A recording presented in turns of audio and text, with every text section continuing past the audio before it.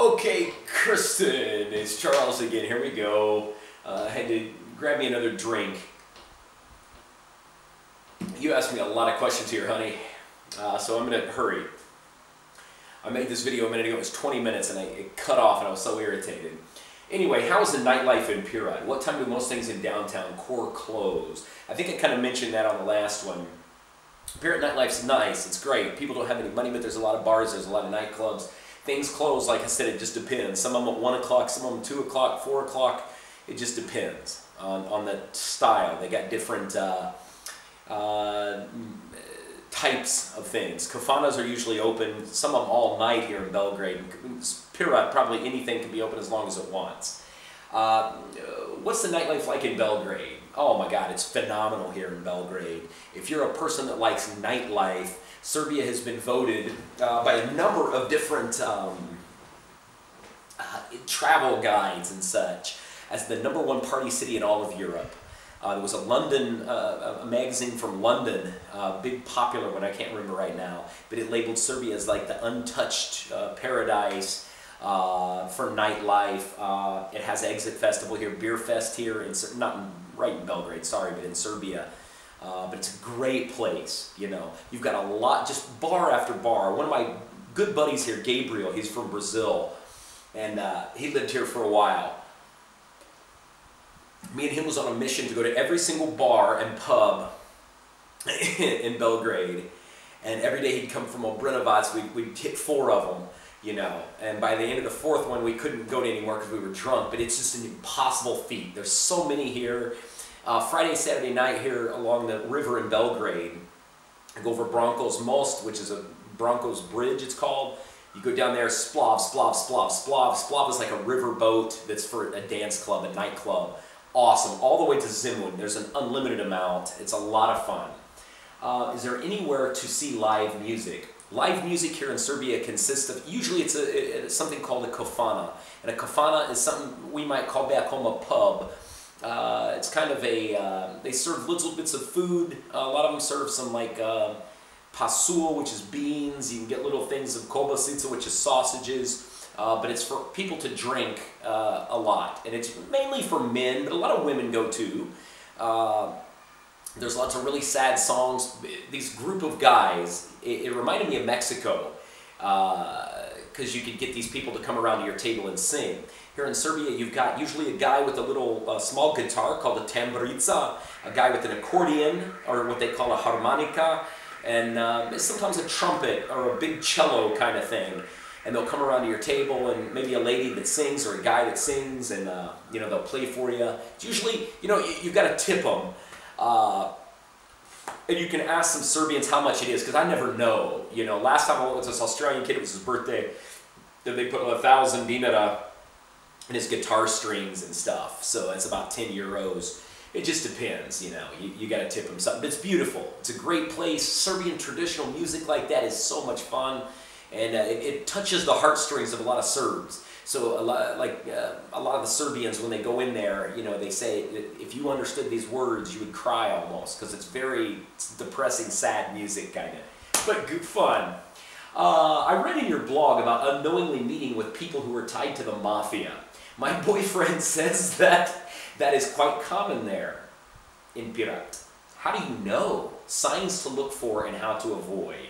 Well, I did have some issues with the mafia down there in Pirot. And I don't want to say names because some of them are still my good friends and they're my friends on Facebook.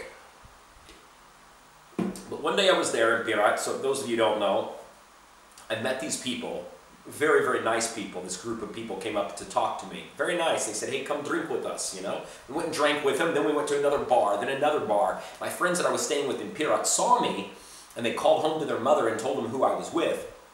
And their mother started bawling on the phone. My friend came over to me and said, hey, come here, and talk to my mom. She was crying. She said, get away from them, get away from them.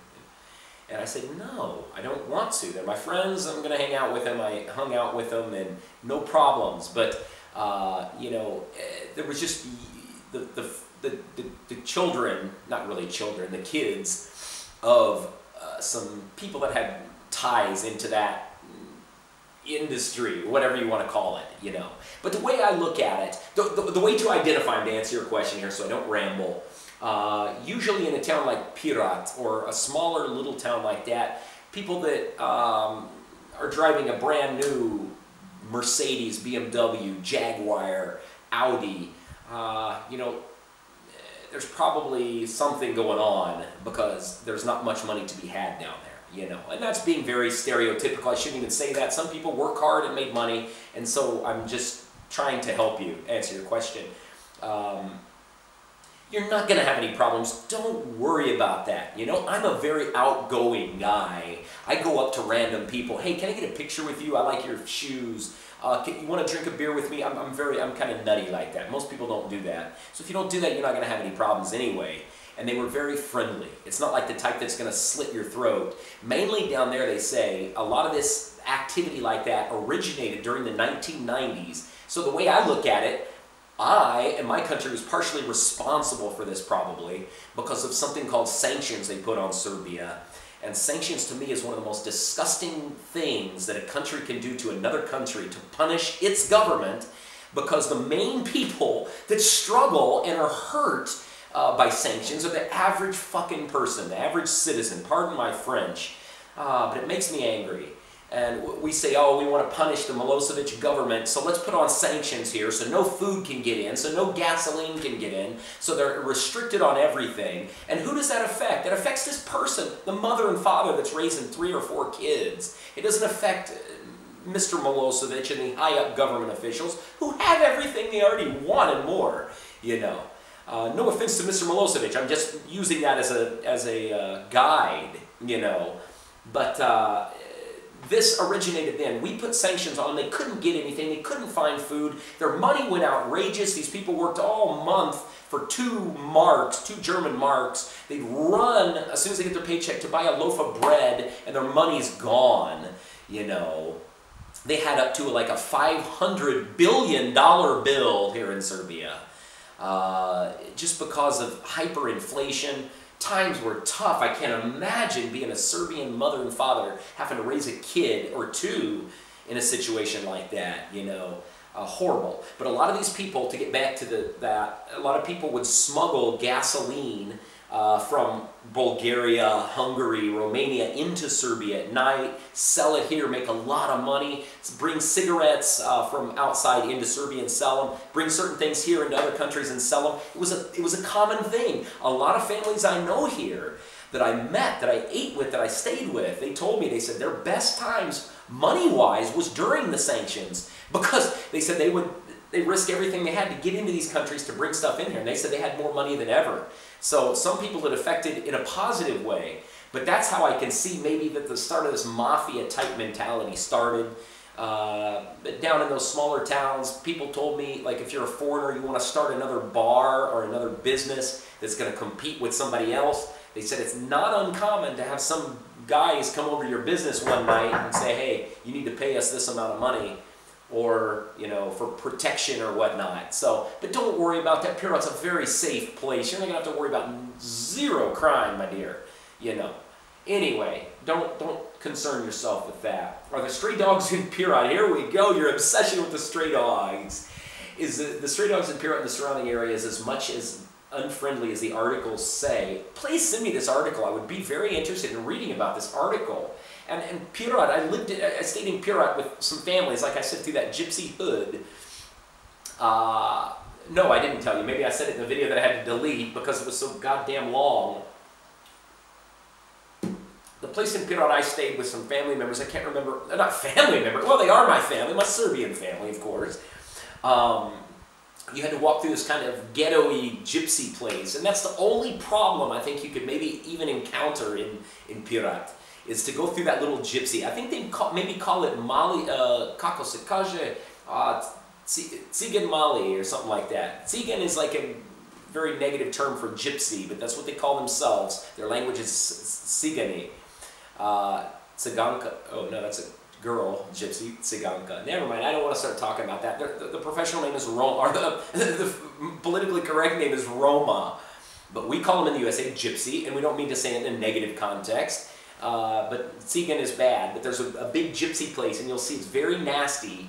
Very poor people, a lot of them have dirt floors, trash, they live in shacks. So if you're a girl, maybe late at night, and you walk through that area, it might be a problem, and there's dogs over there, but you know, I walked through that area all the time when I was in Pirot, and I don't recall a major issue with stray dogs in Pirot. Where I saw them the most was in a place called Arilje, and another little town around Arilje, which is in western Serbia, central Šumadija, Serbia, and there was a lot of them there, but I don't recall a bunch of them in Pirot, so don't worry about that, my dear. Last question, what's the weather like in Serbia in mid-September? The weather in Serbia is very similar to Illinois. I guess you're not from Illinois, but you know, we're about, when it comes to Chicago, if you look at the line of longitude, you go right over and it hits Belgrade. So they have hot summers here. Usually, right now, outside, it's actually cold. I've got this fan on here, but I don't even open the windows because it's cold. The walls in this building are like this thick, and it stays like an icebox in here. Beautiful, I love it. You know, I'm usually a guy that sweats like a whore in church, so it's very nice. But usually it's hot in the summer. Normal. They have 4 seasons here, if that answers your question. Middle of September will be very nice. Probably not a lot of rain, leaves starting maybe to turn colors, nice breeze. I think it'll be gorgeous here. Anyway, my dear, I'm going to upload this one, and I've got another one. Oh my God, there's a lot of questions. But it's fun, you know? And I'm doing good deeds. Do widzenia. That means goodbye.